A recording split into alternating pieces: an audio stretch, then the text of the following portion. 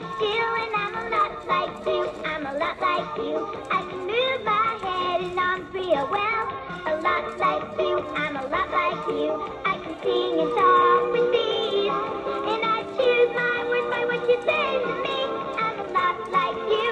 A lot like you.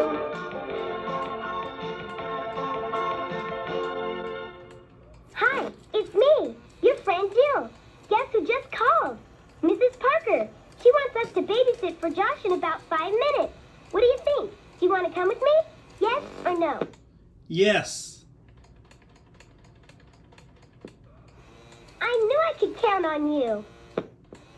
Now, here's what we should do. Let's take some stuff over to Josh's house to entertain him, because babies can get cranky. Like I always take my puppet, because Josh just adores them. What else should we take? How about one of your stuffed animals? Or a radio? Or maybe the storybook of mine?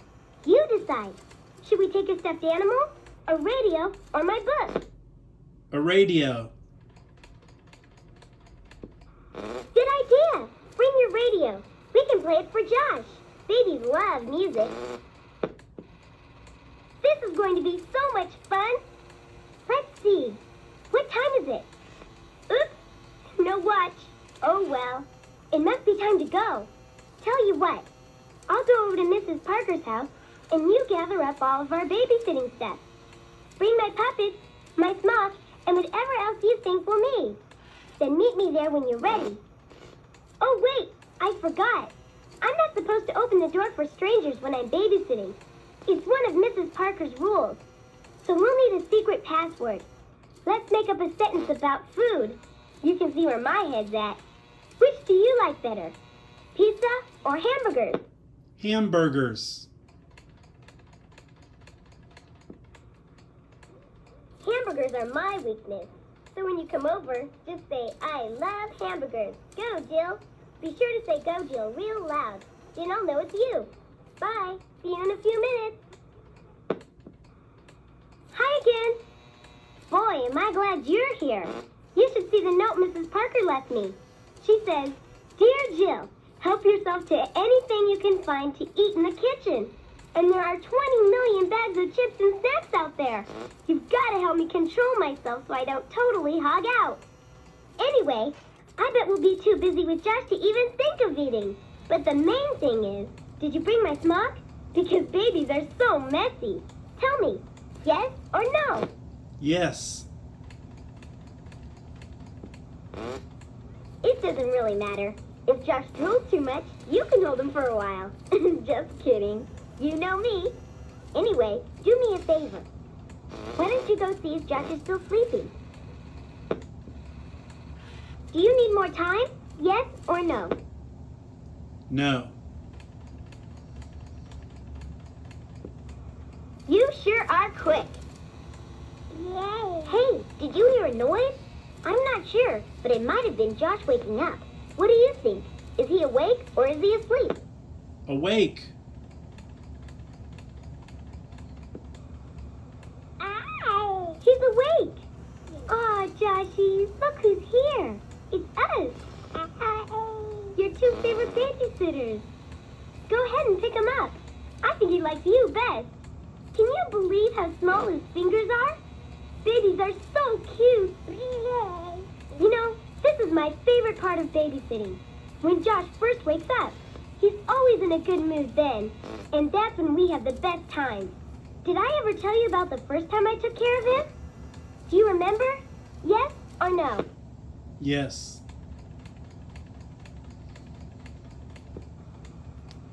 Well, it was so funny, but I'm glad Mrs. Parker wasn't there to see it.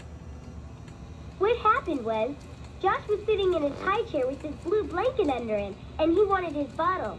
Mrs. Parker had left it on the counter, so I picked it up and put the bottle up to his mouth. Only the cap wasn't on tight.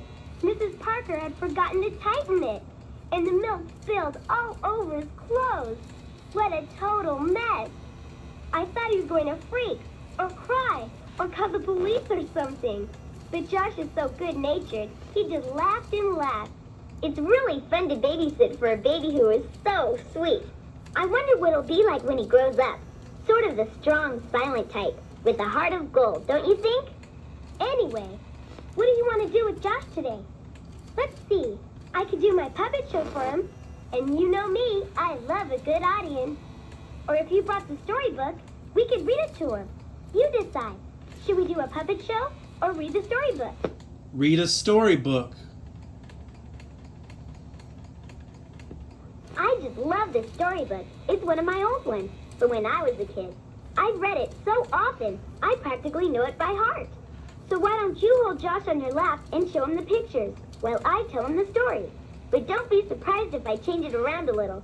I always like to add my own little touches, just to make the stories more interesting. Like when I tell Josh about Little Red Riding Hood, I always list absolutely everything she's carrying in her goodie basket. Well, anyway, let's get on with the story. Josh is so little, I don't think he understands the words yet.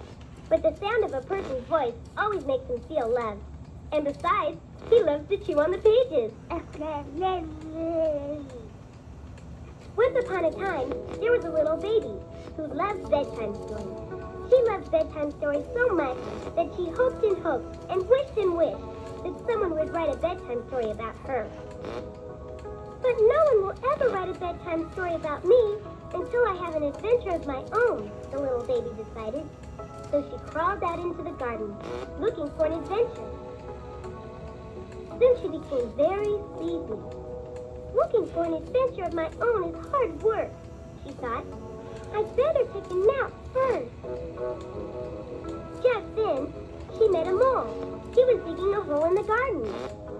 Excuse me, said the baby to the mole. Do you know where I might take a nap? You're welcome to sleep in my mole hole, said the mole. But the baby couldn't sleep in there. It was much too dark and too cold.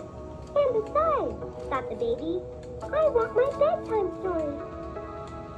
Next, the baby met a frog. Ribbit, you're welcome to sleep on my lily pad, said the frog. But the baby couldn't sleep there either. It was much too wet and wobbly.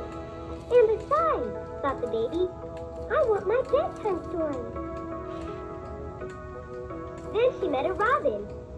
You're welcome to sleep in my nest, said Mrs. Robin, and she swooped down and picked the baby up and carried her to her nest, which was full of chirping baby robins. But the baby couldn't sleep there either. It was much too crowded and noisy, and a mouthful of worms was not her idea of a yummy lunch. And besides, thought the baby, I want my bedtime story. Well, as much as the baby really wanted to have an adventure, she decided she would sleep lots better in her own little bed in her own little room. So Mrs. Robin picked her up and carried her all the way back to her bedroom. Sweet dreams, called Mrs. Robin as she flew away. As soon as the baby's head touched the pillow, and even without a single word of a bedtime story, she was sound asleep, dreaming about the adventure she thought she never had, and thinking that no one would ever write a bedtime story about her. But happily, someone did. The end.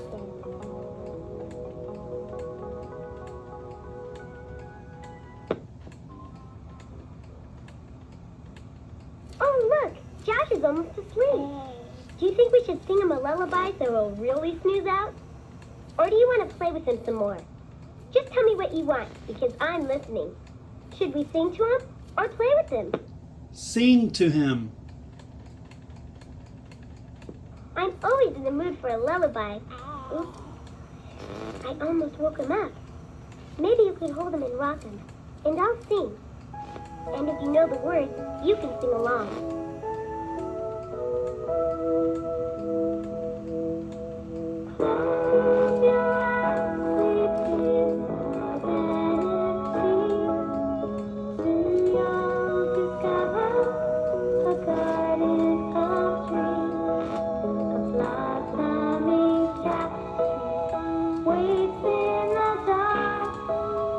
Dreams of a flower that bloom in your heart.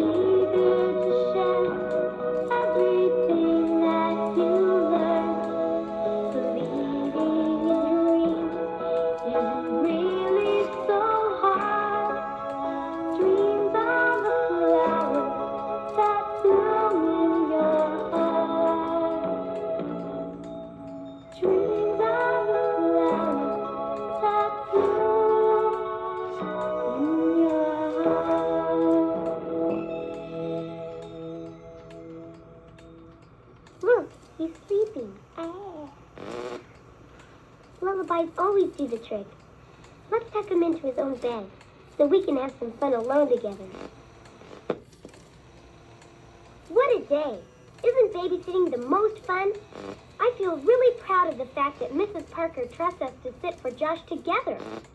Some people think that when two best friends get together, they'll be silly or careless or just not pay attention to the baby. But Mrs. Parker knows us. It's such a nice feeling to be trusted this way. Anyway, now that Josh is asleep, it's our private time with no grown-ups watching. So what do you want to do? I've got a couple of ideas, but I can't make up my mind. First of all, and totally important, is that my hair is driving me crazy. I don't know. It's just sort of the same all the time. Maybe you could help me figure out something to do with it. You're good with hair. My other idea is that we could dance, if you brought your radio along. I'm going kind of nuts from being in the house all day. Know what I mean? Of course, if you didn't bring your radio, that would kind of cramp our dancing style. But we could always hum or sing. So, what do you say? Do you want to fix my hair, or shall we dance? Let's dance. Dance. Weird. I thought you just said let's go bowling. I love the way you fix my hair. You do great things with ribbons and hair clips. I'll close my eyes so you can surprise me. Do you need more time? Yes or no? Yes. Great! Wow, thanks! I love it. Sometimes I wonder how I'd look with different color hair. Of course, I'd never dye my hair because my mother would have a total hysterical fit. But I'd love to go try on wigs sometime. Maybe someday we can go to the mall and do that together. Hey, let's see how Josh is doing. I thought I heard him waking up again. Hey, I have a great idea. Since Josh is awake again, let's give him a bath. Since he drools so much in his sleep, we might as well get him cleaned up and put some fresh clothes on him.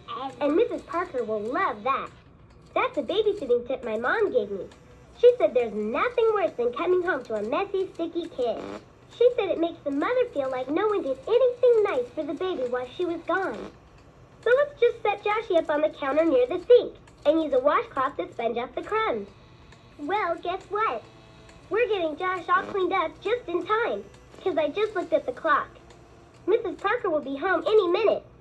Listen, this has been just about the best babysitting day I've ever had, thanks to you. And I couldn't have done it without you. You're such a special friend. You and me, that's all that we need to make a good time better. My heart shines just like a rainbow whenever we're together.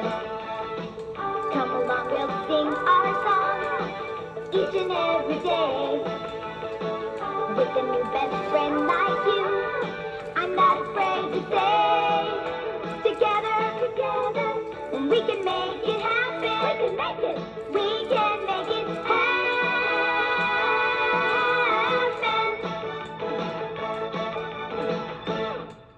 Thanks again for babysitting with me.